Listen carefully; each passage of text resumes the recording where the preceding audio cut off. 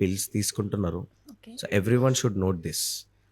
Latest రీసెర్చెస్‌లో మీరు నమ్ముతారో లేదో, ట్రస్ట్ మీ, బట్ రేర్ కేసెస్‌లో there is a chance of getting heart attack. Okay.